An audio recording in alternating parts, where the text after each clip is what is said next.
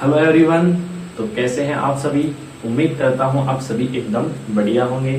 तो आज हम स्टार्ट करने जा रहे मैकेनिक्स की जो बुक है उसका यूनिट नंबर 1 का लास्ट चैप्टर यानी चैप्टर 3 हम स्टार्ट कर रहे हैं, जिसका नाम है अपेक्षिक घूर्णन गति। ठीक है, पहले मैं इस चैप्टर का ओवरव्यू दे दिया था कि इस चैप्टर में हम अजड़त्वीय निर्देश तंत्रों से संबंधित अध्ययन करने वाले हैं। और चैप्टर नंबर 1 और चैप्टर नंबर जो 2 था उसमें हमने जड़त्वीय निर्देश तंत्रों का डिटेल से क्या किया है, अध्ययन किया है। आज का ये जो चैप्टर है जो कि हम स्टार्ट करने के लिए जा रहे हैं उसमें हम अजड़त्वीय निर्देश तंत्रों के बारे में अध्ययन करेंगे।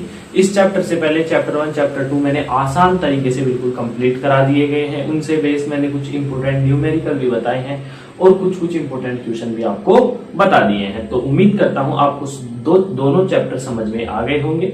और आज हम फिर से स्टार्ट करने जा रहे हैं एक नया चैप्टर और इंटरेस्टिंग चैप्टर जिसका नाम है अपेक्षिक घूर्णन गति। तो उम्मीद करता हूं आप तैयार होंगे इस चैप्टर के लिए। कॉपी पेन निकाल लीजिए, नोट्स बनाना स्टार्ट करें। ठीक है, तो आज का जो ये चैप्टर है उसमें हम अजड़त्वीय निर्देश तंत्र का अध्ययन करेंगे। तो सबसे पहले मैं आपको अजड़त्वीय निर्देश तंत्र के बारे में बता देता हूं। हालांकि मैंने चैप्टर 1 में अजड़त्वीय निर्देश तंत्र के बारे में बताया था, फिर मैं एक तरह से रिकैप कर देता हूं और हम पढ़ते हैं अजड़त्वीय निर्देश तंत्र क्या है। ठीक है, चलिए सबसे पहले हम हेडिंग डालते हैं अजड़त्वीय निर्देश तंत्र। अजड़त्वीय निर्देश तंत्र। अजड़त्वीय निर्देश तंत्र क्या है? जो स्टूडेंट रेगुलरली इस वीडियो को देख रहे हैं, जिन्होंने चैप्टर 1 व चैप्टर 2 क्लियर कर रखा है, उनके लिए आसान है। क्या है अजड़त्वीय निर्देश तंत्र? वे निर्देश तंत्र जिसमें न्यूटन के प्रथम व द्वितीय नियम लागू नहीं होते हैं तथा बाह्य बल की अनुपस्थिति में यानी F=0 में जो कण की गति है वो त्वरण सहित दिखाई देती है। ठीक है, त्वरण सहित दिखाई देती है। तो क्या है अजड़त्वीय निर्देश तंत्र? वह निर्देश तंत्र जिसमें न्यूटन के प्रथम व द्वितीय नियम लागू नहीं होते हैं तथा बाह्य बल की अनुपस्थिति में यानी F=0 में भी त्वरण की जो गति है, कण की गति है वो त्वरण सहित होती है। तो हम डेफिनेशन लिखते हैं, वह निर्देश तंत्र, आप भी साथ के साथ लिखते हुए चलेंगे, वह निर्देश तंत्र, वह निर्देश तंत्र जिसमें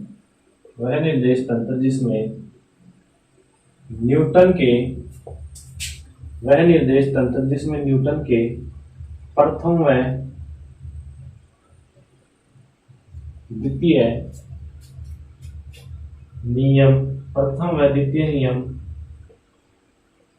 व द्वितीय नियम लागू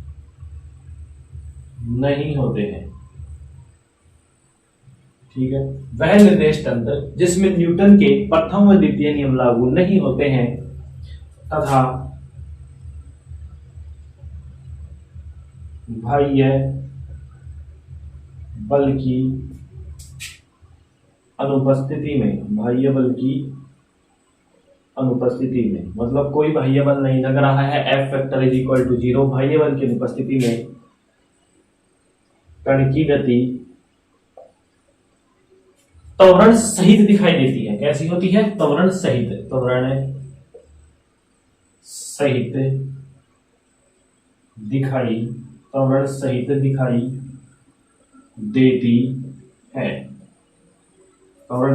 देती है। वह निर्देश तंत्र जिसमें न्यूटन के प्रथम व द्वितीय नियम लागू होते हैं तथा बाह्य बल की अनुपस्थिति में कण की गति त्वरण सहित दिखाई देती है, अजड़त्वीय निर्देश तंत्र कहलाता है। जैसे अब इसमें कौन कौन से निर्देश तंत्र आएंगे? सभी घूर्णी निर्देश तंत्र,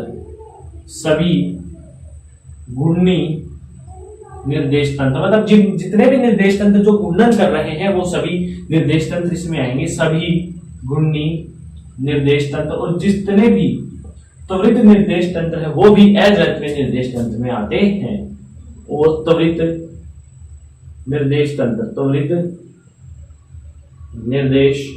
तंत्र समझ में आता है, यानी जितने भी हमारे पास घूमने वाले निर्देश तंत्र हैं उस त्वरित जो कि a0 या a वेग से क्या हो रहे हैं, त्वरण हो रहे हैं, त्वरित हो रहे हैं। जैसे कि हमने देखा था जड़त्वीय निर्देश तंत्र में S निर्देश तंत्र के सापेक्ष एच डैश निर्देश तंत्र v वेग से गतिशील हो रहा था, यहां पर क्या होगा, a नोट त्वरण से गतिशील होंगे, तब वो क्या कहलाएंगे, त्वरित निर्देश तंत्र, जो कि किनमें अध्ययन किया जाता है, एलजबरीय निर्देश तंत्रों में। ठीक है, तो ये आपको समझ में आ रहा होगा। अब ये सेंटेंस क्या कह रहा है, वह निर्देश तंत्र जिसमें न्यूटन के प्रथम द्वितीय नियम लागू ही नहीं होते हैं, यानी कंडीशन दे रखी है बाह्य बल की अनुपस्थिति, f vector is equal to 0 है मेरे पास। ठीक है, लेकिन यानी मान लीजिए न्यूटन का द्वितीय नियम होता है f vector is equal to m a vector. ठीक है, यहाँ पर ये नियम फॉलो ही नहीं हो रहा है, यहाँ पर ये नियम फॉलो ही नहीं, न्यूटन का द्वितीय नियम है, ये फॉलो ही नहीं हो रहा है, तो ए वेक्टर नॉट इक्वल टू क्या हो जाएगा, 0 हो जाएगा। यदि ये नियम फॉलो होता, ये नियम किस में फॉलो होता है, जड़त्वीय निर्देश तंत्रों में। जड़त्वीय निर्देश तंत्र में हम क्या करते थे, एफ की जगह ए रखते थे और एफ की जगह क्या रखते थे, 0 रखते थे, और ए बराबर भी क्या आ जाता था, 0 आ जाता, यानी कण की गति वहां त्वरण रहित थी, बिल्कुल थी। और यहाँ पर ये नियम पालन ही नहीं हो रहा है, तो एफ का मान हम यहाँ रख ही नहीं सकते हैं, तो कण की गति कैसी हो रही है, हमारे पास त्वरण सहित हो रही है। तो ये था आपका अजड़त्वीय निर्देश तंत्र, जिसमें न्यूटन के प्रथम द्वितीय नियम लागू भी होंगे और बाह्य बल की अनुपस्थिति में कण की गति कैसी होगी, त्वरण सहित होगी। इसमें सभी घूर्णी निर्देश तंत्र, त्वरित निर्देश तंत्र आते हैं, ये मैंने आपको गणितीय रूप में भी इसको बता दिया है, तो आप यहां तक नोट करें। चलिए, तो अब हम आगे चलते हैं। ये तो था हमारा अजड़त्वीय निर्देश तंत्र, जो कि मैंने आपको पहले भी बता दिया है और आज दोबारा बता दिया है, तो आपकी ये तो क्लियर हो गया होगा। अब यहां से हमारा चैप्टर स्टार्ट हो रहा है, हेडिंग डालेंगे आभासी या छद्म बल। आभासी या छद्म बल। ठीक है, आभासी या छद्म बल क्या है, देखिए नाम से आप पता लगाइए, आभासी बल यानी हमारे को बल आभास होगा, एक्चुअल में वो बल नहीं लगेगा।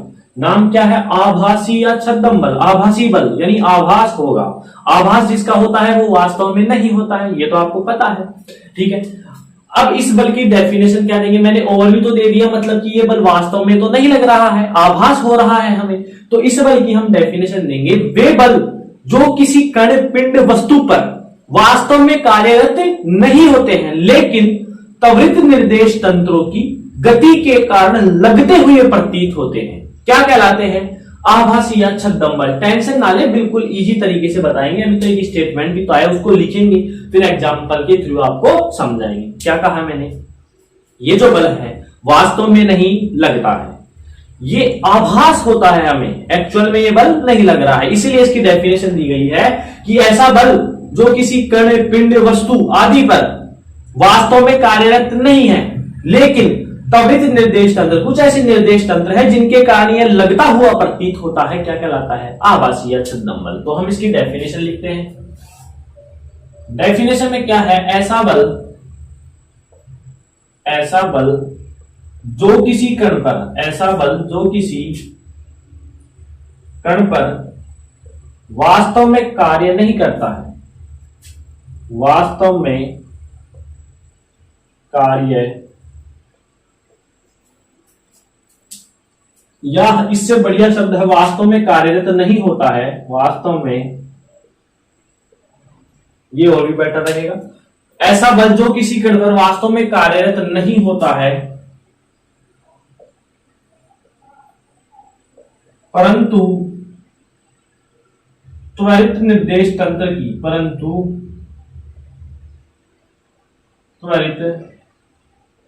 निर्देश तंत्र की गति के कारण, त्वरित निर्देश तंत्र की गति के कारण, परंतु त्वरित निर्देश तंत्र की गति के कारण लगता हुआ प्रतीत होता है, त्वरित निर्देश तंत्रों की गति के कारण लगते हुए प्रतीत होते हैं, लगते हुए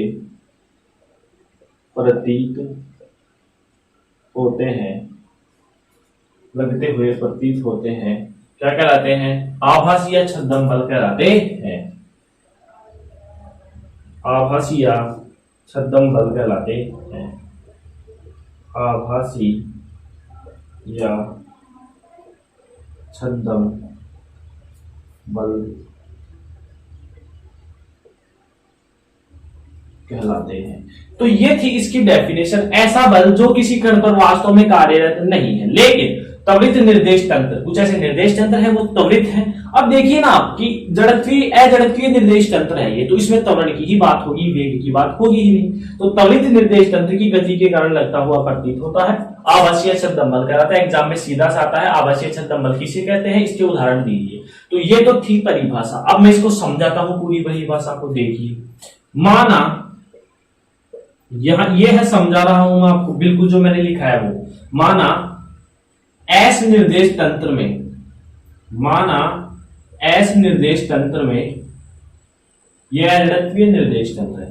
माना एस निर्देश तंत्र में पी बिंदु पर, माना एस निर्देश तंत्र में पी बिंदु पर एम द्रव्यमान का कण स्थित है, एम द्रव्यमान का कण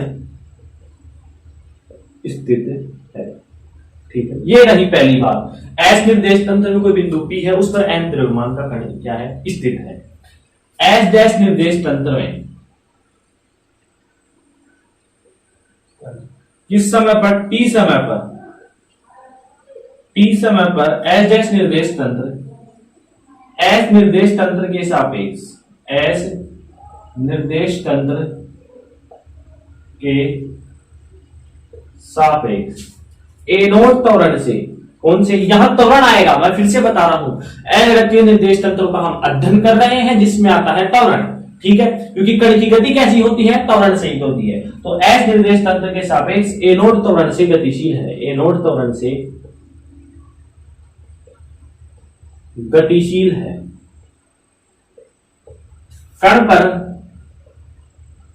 वास्तविक बल का मान शून्य है, कण पर वास्तविक बल का मान शून्य है।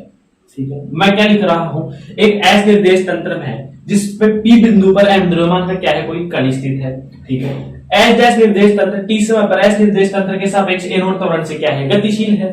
तो कण पर वास्तविक बल का मान क्या है, शून्य है। और जो एस निर्देश तंत्र में मैंने कण लिया था उस पर वास्तविक बल क्या था, शून्य था। अब देखिए मैं डायग्राम से आपको बताता हूं, ये है मेरे पास एस निर्देश तंत्र जिसमें कोई बिंदु P है, इस पर ये कोई कण रखा है। ठीक है, ये है x y और ये आ गया अपना z। ठीक है, इस पर वास्तविक बल का मान शून्य है। अब एस डैश निर्देश तंत्र, एस निर्देश तंत्र के सापेक्ष, एस निर्देश तंत्र के सापेक्ष ए नोट त्वरण से, ए नोट त्वरण से क्या है, गतिशील है। ए नोट त्वरण से क्या है, गतिशील है। अब आप इसमें एक चीज पाएंगे, देखो मैं यहां लिख रहा हूं टी समय पर, टी बराबर 0 समय पर ये दोनों निर्देश तंत्र क्या होंगे, समपाती होंगे, बिल्कुल होंगे। टी बराबर 0 समय पर दोनों निर्देश तंत्र क्या होंगे, ये समपाती होंगे। तो इनमें जो कण रखा हुआ है, इनमें जो कण रखा हुआ है वो भी एक जगह होगा, होगा कि नहीं होगा। टी समय पर एस डैश निर्देश तंत्र, एस निर्देश तंत्र के सापेक्ष ए नोट त्वरण से क्या है, गतिशील है। तो कण एस निर्देश तंत्र में भी रहेगा और एस डैश में भी क्या हो जाएगा, ये गतिशील हो जाएगा। ठीक है, एस में भी गतिशील हो जाएगा। इसी प्रकार तो इस कण पर लगने वाला, इसका द्रव्यमान कितना है, m है, इसका द्रव्यमान कितना है, m है। और ये ए नोट त्वरण से क्या है, गतिशील है। कौन से त्वरण से गतिशील है, ए नोट त्वरण से। तो न्यूटन के द्वितीय नियम से इस कण पर लगने वाला बल कितना हो जाएगा, F is equal to m a nought vector हो जाएगा। ठीक है, अब इस त्वरित निर्देश तंत्र एस डैश के कारण एस निर्देश तंत्र में स्थित बिंदु P पर लगने वाला बल, अब देखिए एस डैश निर्देश तंत्र, मैं मान लेता हूं कि मैं एस डैश निर्देश तंत्र हूं। ठीक है, अब मैं आगे की ओर जा रहा हूं ए नोट त्वरण से और एस निर्देश तंत्र मेरे पीछे छूट रहा है। यदि मैं एस डैश से देखूंगा तो वो माइनस की ओर जाएगा, मेरे को क्या लगेगा कि ये मेरी विपरीत दिशा में जा रहा है, बल्कि एक्चुअल में वो नहीं जा रहा है, वो स्थिर है। जहां मैं रहा हूं मेरे को लग रहा है कि वो मेरे से विपरीत दिशा में जा रहा है, मतलब इस कण पर लगने वाला बल क्या है, वो ये F is equal to minus का एम ए नोट वेक्टर। इसे बोलते हैं आभासी बल, जो किसी कण पर वास्तव में कार्यरत नहीं है। इस कण पर यह बल वास्तव में कार्यरत है क्या, नहीं है। ये तो इस एस डैश के त्वरित, एस डैश जो त्वरित हो रहा है उसके कारण ये लग रहा है, उसके कारण ये लग रहा है। तो कितना हो गया है, F is equal to minus का एम ए नोट वेक्टर, इसे बोलते हैं आभासी बल, जहां माइनस चिन्ह किसको बताता है कि इसकी दिशा क्या है, विपरीत है। यह एक आभासी बल होता है। उम्मीद करता हूं ये आपको समझ में आया होगा। दोबारा देख लीजिए, चाहे से इंपोर्टेंट है ये।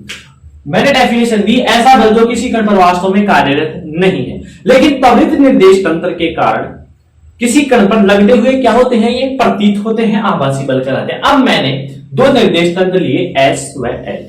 टी बराबर 0 सम अपने दोनों समपाती होंगे। तो यहां मान लीजिए मेरे पास कोई क्या है, कण है इस प्रकार से, तो वो भी समपाती होगा या नहीं होगा, बिल्कुल होगा। टी समय पर अब एस डैश जो निर्देश तंत्र है, एस निर्देश तंत्र के सापेक्ष नियत वेग नहीं, ए नोट त्वरण से क्या है, गतिशील है, तो कण भी गतिशील हो गया। ये देखिए यहां पर ये कण है तो ये भी कण है, कण भी क्या हो गया, गतिशील हो गया। अब इस कण पर ये जो कण है m द्रव्यमान का, इस पर वास्तव में जो बल है, वास्तविक बल का मान कितना है, 0। वास्तव में इस पर कोई बल नहीं लग रहा है। लेकिन एस डैश निर्देश तंत्र में जो m द्रव्यमान का कण है जो कि a नोट त्वरण से गति कर रहा है, तो न्यूटन के द्वितीय नियम से इस पर कौन सा बल लग रहा है, F बराबर m a नोट वेक्टर। अब मैं इधर जा रहा हूं तो s मेरे को पीछे की ओर, मेरे विपरीत दिशा की ओर गतिशील होता क्या हो रहा है, प्रतीत हो रहा है। तो इस निर्देश तंत्र, इस त्वरित निर्देश तंत्र के कारण इस बिंदु P पर जो m द्रव्यमान का कण है उस पर लगने वाला बल F is equal to minus का m a नोट होता है। ये बिल्कुल आपको समझ में आया होगा, मेरे को पता है आपको समझ में आ रहा है, ठीक है। तो यहां तक आप नोट करें।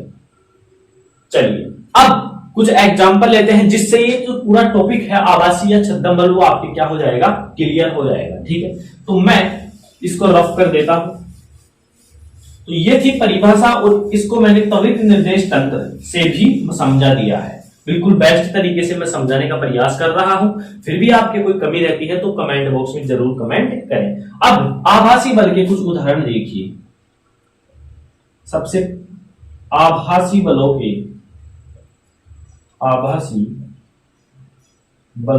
उदाहरण याद रखेंगे मेरी बात को। माइनस चिन्ह किसको बताता है, दिशा को बता रहा है, ये विपरीत दिशा में है, ठीक है, याद रखेंगे। परिभाषा जैसी थी, मैंने एक्चुअल में डायग्राम बनाया और उसको त्वरित करवाया निर्देश तंत्र को, न्यूटन के द्वितीय नियम से उस कण पर F बराबर m a नोट वेक्टर बल लग रहा है, तो उसके कारण उस कण पर जो S निर्देश तंत्र है उस पर माइनस का m a नोट वेक्टर बल लग रहा है। वास्तव में है क्या, वास्तव में बल का मान तो कितना है, बोलिए 0 है। अब यदि मैं आपको एक इंपोर्टेंट लाइन लिखाऊं, ठीक है, इससे पहले मैं आपको एक इंपोर्टेंट लाइन लिखाता हूं। ये देखिए, कई बार पूछ लेता है कि यदि S निर्देश तंत्र में, यदि S निर्देश तंत्र में स्थित कण, यदि S निर्देश तंत्र में स्थित कण पर वास्तविक बल का मान F हो, वास्तविक बल का मान F वेक्टर हो, तो कुल बल का मान होगा, तो कुल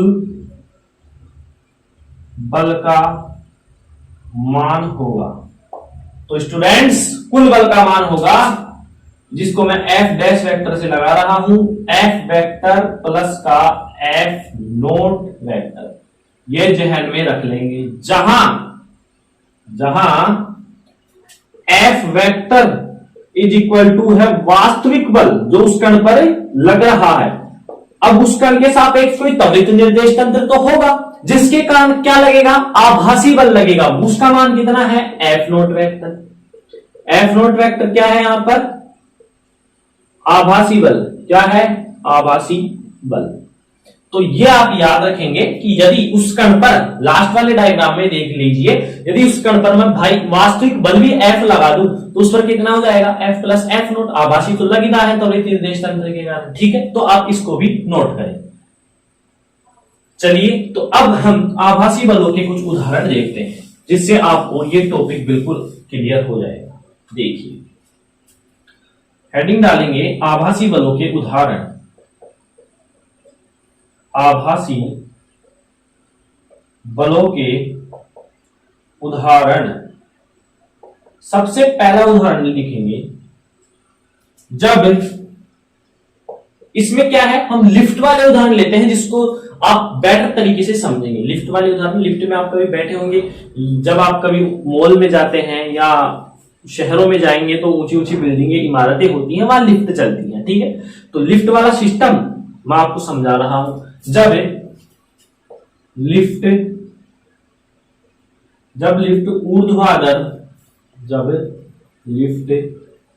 ऊर्ध्वाधर एनोड त्वरण से ऊपर की ओर गतिशील होती है, ऊपर की ओर गतिशील होती है, तो कोई लिफ्ट है हमारे पास, वो एनोड त्वरण से गति कर रही है, एनोड त्वरण से ऊपर की ओर गतिशील है, तो लगने वाला आभासी बल, लगने वाला आभासी बल होगा। अब देखिए, मैं यहां डायग्राम से आपको बताता हूं। ये मेरे पास क्या है, कोई लिफ्ट है, इस प्रकार से क्या है, लिफ्ट है, इसको मैं नाम दे देता हूं, एक लिफ्ट है मेरे पास, ठीक है। अब इस लिफ्ट में एक प्यारा सा मनुष्य है, ठीक है, ये कोई मानव है, इस लिफ्ट में सवारी कर रहा है। अब ये लिफ्ट, इसको ऊपर जाना है, मान लीजिए इसको 15वीं बिल्डिंग पर जाना है, तो लिफ्ट एनोड त्वरण से ऊपर की ओर जा रही है। अब इन भाई साहब का जो द्रव्यमान है वो तो नीचे की ओर है, mg, ये तो आपको पता है। mg कहां होता है, हमेशा नीचे की ओर रहता है। कहां रहता है, मनुष्य का जो द्रव्यमान है वो हमेशा क्या रहता है, नीचे की ओर रहता है, mg नीचे की ओर है। अब एनोड त्वरण से ये क्या है, गतिशील है, तो जब याद रखेंगे परिभाषा को, त्वरित निर्देश तंत्र के कारण लगते हुए प्रतीत होते हैं, तो एनोड त्वरण से क्या है, ये ऊपर की ओर गतिशील है, तो आभासी बल कहां लगेगा, इसके नीचे की ओर। आभासी बल कहां लगेगा, नीचे की ओर। माइनस चिन्ह किसको बता रहा था, विपरीत दिशा को। एनोड त्वरण से ऊपर की ओर क्या है, ये गतिशील है, तो आभासी बल किधर होगा, नीचे की ओर होगा। समझ में आ गया, मतलब एम ए नोट किधर होगा, नीचे की ओर। तो इससे के कारण कुल बल का मान कितना हो गया, दोनों के जो बल है वो नीचे की ओर एक ही दिशा में है, तो जुड़ जाएंगे। तो F vector is equal to mg plus का कितना बोलिए, ma नोट वेक्टर हो जाएगा। इस स्थिति में आप लिखेंगे यहां पर, इस स्थिति में जो हमारा मनुष्य था, इस स्थिति में मानव के भार में वृद्धि होती है। मानव के भार में क्या होती है, वृद्धि होती है, क्योंकि उसमें एक आभासी बल भी क्या हो जाता है, ऐड हो जाता है। भार में वृद्धि होती है। समझ में आएगा। देख लीजिए, परिभाषा जैसी थी, मैंने एग्जांपल ले रखे हैं वहीं से, कि हमारे पास एक लिफ्ट थी जो एनोड त्वरण से ऊपर की ओर क्या थी, गतिशील थी। अब उसमें कोई मानव बैठा है, तो mg तो हमेशा उसका किधर लगता है, नीचे की ओर लगता है। अब एनोड त्वरण से ऊपर की ओर क्या है, गतिशील है, तो त्वरित है ये, तो त्वरित निर्देश तंत्र के कारण आभासी बल लगते हुए प्रतीत होते हैं, और किस दिशा में, विपरीत दिशा में। तो इसके नीचे क्या लग जाएगा, ma नोट। और दोनों बलों की दिशाएं देखिए ना, एक ही है, तो ये जुड़ जाएंगे। इस स्थिति में जो मनुष्य का जो भार है वो योग होगा, और उसके भार में क्या हो जाएगी सर, वृद्धि हो जाएगी। तो यहां तक आप नोट करेंगे। चलिए, तो मैं अगले क्वेश्चन की ओर चलता हूं। अगले एग्जाम्पल की यदि मैं बात करूं, एक तरह से क्वेश्चन ही है ये, आपसे पूछा जाए कि भाई बताइए कि इस स्थिति में मनुष्य के भार में वृद्धि होगी या कमी होगी, तो क्वेश्चन ही है। तो अगला उदाहरण लिखेंगे आप, जब लिफ्ट के एग्जांपल से आपको आभासी बल बेटर समझ में आएगा। जब लिफ्ट एनोड त्वरण से नीचे की ओर आती है, जब लिफ्ट एनोड त्वरण से नीचे की ओर आती है, तो लगने वाला बल का मान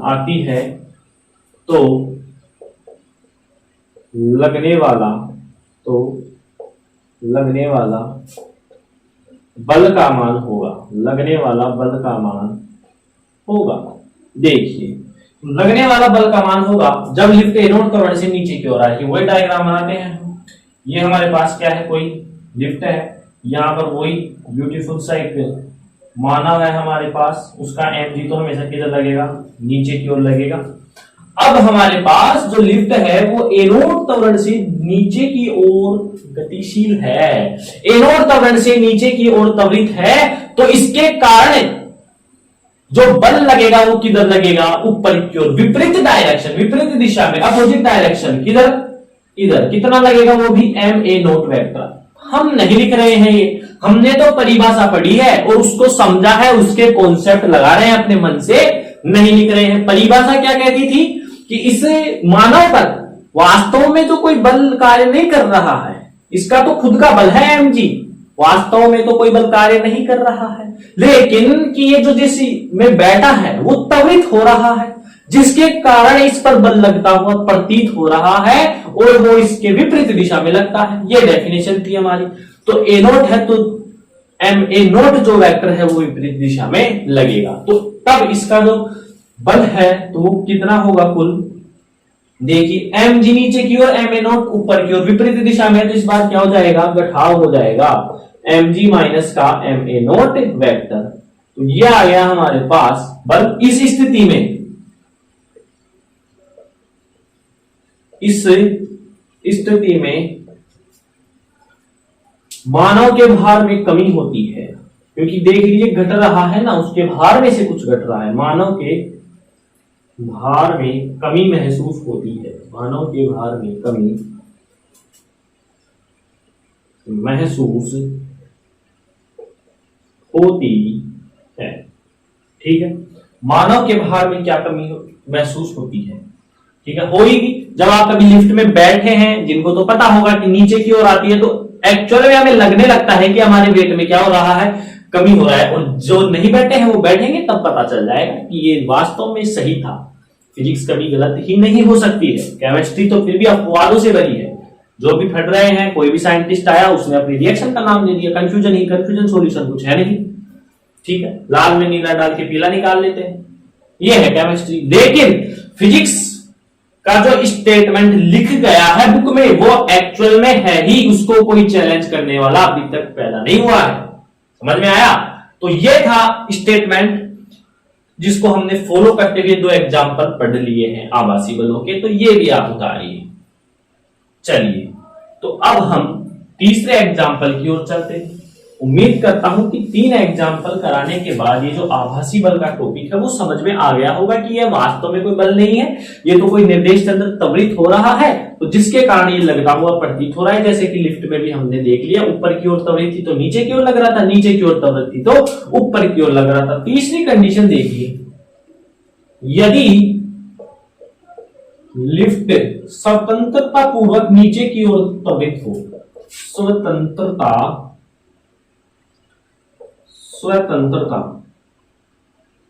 स्वतंत्रता की ओर नीचे की ओर एनोड त्वरण से त्वरित हो तो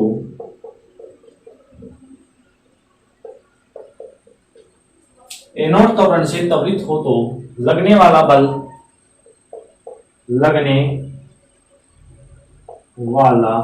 निम्न है, लगने वाला बल निम्न होता है, लगने वाला बल निम्न होता है। देखिए क्या होगा लगने वाला बल, अब जब लिफ्ट हमारी है वो बिल्कुल फ्रीली, बिल्कुल मुक्त स्वतंत्र पूर्वक नीचे की ओर आ रही है एनोड त्वरण से, ये मानव बैठा है हमारा यहां पर, एनोड त्वरण से क्या आ रहा है, नीचे की ओर आ रही है, जो भी बिल्कुल फ्री। जब भी याद रखेंगे मैं जो बोल रहा हूं वो mg नीचे की ओर है, इंपोर्टेंट लाइन है, जब भी कोई भी पिंड जिनमें भार है वो फ्रीली नीचे की ओर आते हैं ना, तो उनका जो त्वरण है वो गुरुत्वीय त्वरण के इक्वल हो जाता है। समझ में आया? यहां लिफ्ट है, फ्रीली आ रही है, एनोड त्वरण से तो आ रही है लेकिन स्वतंत्रता पूर्वक आ रही है, मतलब कि उस पर कोई कंट्रोल नहीं है। जब लिफ्ट एक्चुअल में नीचे की ओर जाती है ना तो उस पर कंट्रोल होता है, तभी तो वह रुकती है, और ऊपर की ओर जाती है तब भी वह कंट्रोल होता है। अब उस पर कोई कंट्रोल नहीं है, स्वतंत्रता पूर्वक आ रही है, तो जो उसका त्वरण है, मैं कहना क्या चाह रहा हूं, जो उसका त्वरण है एनोड, वो किसके बराबर होता है, गुरुत्वीय त्वरण के। किसके बराबर हो जाता है, गुरुत्वीय त्वरण के बराबर हो जाता है। तो प्रोसेस वही रहेगा, ए नोट नीचे की ओर है तो आभासी बल ऊपर की ओर लगेगा, एम ए नोट, ठीक है। तो f vector is equal to m g minus का एम ए नोट ही होगा। लेकिन यहां पर जो ए नोट है स्वतंत्रता पूर्वक गिर रही है, जिसके कारण ए नोट जी के बराबर हो जाता है। तो मैं इस ए नोट की जगह क्या लिख दूंगा, जी लिख दूंगा। तो f vector is equal to m g minus का एम जी, और इस स्थिति में एफ का मान कितना हो जाएगा, 0 हो जाएगा। तो हम लिख देंगे कि इस स्थिति में व्यक्ति भारहीन महसूस करता है। इस स्थिति में व्यक्ति भारहीन महसूस करता है, करेगा ही। क्यों? क्योंकि वह जो लिफ्ट है उस पर कोई कंट्रोल ही नहीं है, वो बिल्कुल मतलब फ्री आ रही है। तो उसका जो त्वरण है वो किसके बराबर हो जाता है, गुरुत्वीय त्वरण के बराबर हो जाता है। तो ये थी आभासी बल की कहानी। मैंने आपको डेफिनेशन दी, उसके 4 एग्जाम्पल, 3 तो लिफ्ट के और 1 त्वरित निर्देश डायग्राम बना के समझाया। तो उम्मीद करता हूं आपको आभासी जो बल है या जिसे छद्म बल भी बोलते हैं समझ में आया होगा। एग्जाम में क्वेश्चन इस प्रकार से पूछा जाता है कि आभासी बल को परिभाषित करें तथा इसके क्या दे उदाहरण दे, तो आपको ऐसे करना है, ठीक है। तो यहां तक आप नोट करें। चलिए, तो ये था आभासी बल। इसी प्रकार मेरे पास एक बल और है, वो भी एग्जाम में पूछा जाता है, ठीक है। तो ये आभासी बल के बाद मेरे पास आता है अभिकेंद्रीय बल। आपने नाम तो सुना होगा, पढ़ भी रखा होगा थोड़ा थोड़ा। अभिकेंद्रीय बल। अब अभिकेंद्रीय जो बल है वो वृत्ताकार गति के लिए लगता है। जब भी कोई कण आर त्रिज्या के वृत्ताकार पथ में ओमेगा कोणीय वेग से गति करे तो उसके केंद्र की ओर एक बल कार्य करता है, जिसे अभिकेंद्रीय बल कहते हैं। पहले हम डेफिनेशन देखते हैं। जब कोई कण आर त्रिज्या के कोई भी कण है हमारे पास, जब कोई कण आर त्रिज्या के वर्ताकार पथ में गति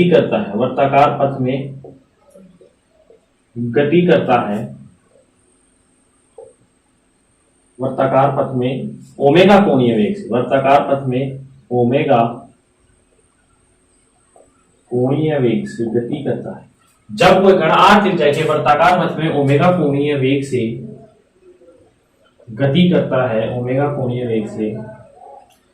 करता है, तो केंद्र की ओर एक बल कार्य करता है। तो केंद्र की ओर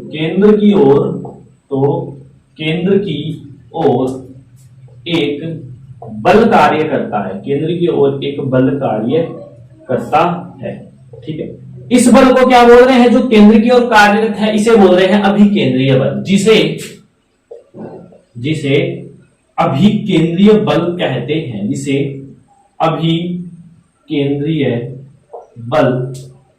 कहते हैं, ठीक है। जिसका सूत्र होता है f c vector. F c का मतलब centre, m omega square r, ठीक है, एम ओमेगा स्क्वायर आर। ये है आपका अभिकेंद्रीय बल। कोई भी कण है आर त्रिज्या के वर्ताकार पथ में क्या है, ओमेगा कोणीय वेग से गतिशील है, तो केंद्र की ओर एक बल लगता है या कार्य करता है, जिसे अभिकेंद्रीय बल कहते हैं। F c is equal to m omega square r. अब आपका क्वेश्चन होना चाहिए कि ये केंद्र की ओर बल लग रहा है, बिल्कुल लग रहा है। तो जब इलेक्ट्रॉन है वो वृत्ताकार पथ में चक्कर लगाते हैं तो वो नाभिक में क्यों नहीं गिरते, नाभिक के पास क्यों नहीं आ जाते, जबकि उन पर भी तो अभी केंद्रीय बल लग रहा होगा ना। बिल्कुल लग रहा है, आपकी बात से मैं सहमत हूं।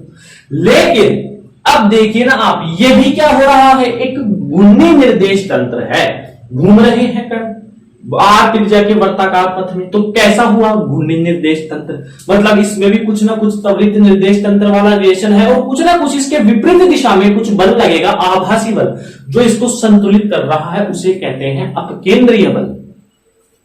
मैं आपकी बात से सेटिस्फाई हूं, ये जो बल है केंद्र की ओर लग रहा है तो इलेक्ट्रॉन भी नाभिक के पास आ जानी चाहिए, लेकिन ऐसा नहीं होता है, क्योंकि इसके विपरीत दिशा में समान परिमाण का एक बल और कार्य करता है, जिसे अपकेंद्रीय बल कहते हैं। यह एक प्रकार का आभासी बल है। कैसा बल है, आभासी बल है। तो चलिए एक इसकी डेफिनेशन और लिखते हैं हम। अपकेंद्रीय बल, अपकेंद्रीय बल केंद्र के विपरीत दिशा में, केंद्र के विपरीत, केंद्र के विपरीत दिशा में समान परिमाण का, समान परिमाण का, समान परिमाण का एक बल कार्य करता है, समान परिमाण का एक बल कार्य करता है जिसे अपकेंद्रीय बल कहते हैं, जिसे अपकेंद्रीय बल कहते हैं। केंद्र के विपरीत दिशा में समान परिमाण का एक बल कार्य करता है जिसे अपकेंद्रीय बल कहते हैं। कौन सा बल कहते हैं? अपकेंद्रीय बल। अब आपको फॉर्मूला तो पता होगा, इसके क्या लग जाएगा? माइनस लग जाएगा। तो F factor is equal to minus का m ओमेगा स्क्वायर r। ठीक है, मतलब अब आपको समझ में आ गया होगा कि ये जो अभिकेंद्रीय बल है वो तो केंद्र की ओर लगता है, तो इलेक्ट्रॉन क्यों नहीं गिरते? इस बल के कारण नहीं गिरते, क्योंकि कणों पर, जैसे देखिए ये परमाणु है मेरे पास, ये कोई नाभिक है इसके अंदर, जिसमें यहां पर कोई इलेक्ट्रॉन इस प्रकार से क्या लगा रहे हैं? चक्कर लगा रहे हैं। अब इन पर अभिकेंद्रीय बल क्या लग रहा है? इधर की ओर लग रहा है, बिल्कुल लग रहा है।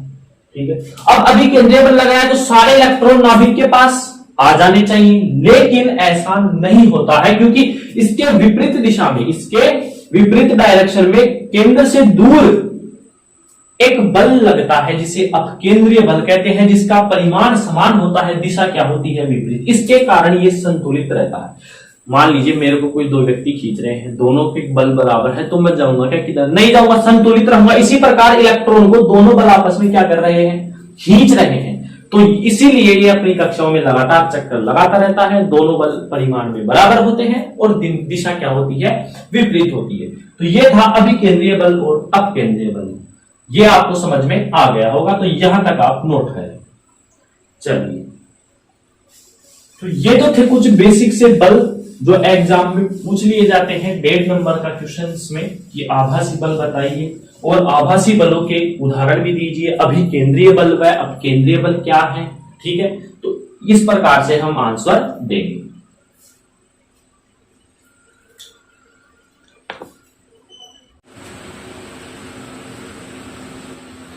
ठीक है, तो ये था हमारा आज का लेक्चर, जिसमें हमने एजड़त्वीय निर्देश तंत्र पढ़ा। आभासी बल इंपोर्टेंट है, मैं फिर से बता रहा हूं, 1.5 नंबर में पूछ लिया जाता है डायरेक्ट कि क्या होता है, उदाहरण दीजिए। आभासी बल पढ़े, इसके एग्जाम्पल्स भी लिए, और हमने अभिकेंद्रीय बल देखा, कुछ अपकेंद्रीय बल भी देखा। तो इस प्रकार से हमने आज का जो ये चैप्टर था उसको स्टार्ट कर दिया है, और इसके इंपोर्टेंट जो क्वेश्चन था आभासी बल वाला, अभिकेंद्रीय बल, अपकेंद्रीय बल, वो भी हमने पढ़ लिए हैं। अब जिस प्रकार से हमने गैलेलियन रूपांतरण पढ़े थे, लोरेंज रूपांतरण पढ़े थे, उसी प्रकार हम घूर्णी निर्देश तंत्र में भी स्थिति रूपांतरण, वेग रूपांतरण, त्वरण रूपांतरण और बल रूपांतरण पढ़ेंगे। ठीक है, तो अगले लेक्चर में हम इसकी शुरुआत करते हैं। घूर्णी निर्देश तंत्रों में स्थिति रूपांतरण, फिर वेग रूपांतरण, त्वरण रूपांतरण और बल रूपांतरण हम पढ़ेंगे। ठीक है, तो उम्मीद करता हूं आज का लेक्चर आपको समझ में आया होगा। जितने भी फर्स्ट ईयर के स्टूडेंट्स हैं वहां तक आप वीडियो को पहुंचाएं, और आपके इसके पीडीएफ नोट्स डिस्क्रिप्शन में जो लिंक है उसको क्लिक करें, टेलीग्राम चैनल ज्वाइन करें, वहां पर अवेलेबल है, वहां से आप डाउनलोड कर सकते हैं। तो मिलते हैं एक नए लेक्चर के साथ, फिर से एक नए जोश के साथ। तब तक के लिए आप पढ़ाई करते रहें। All the very best.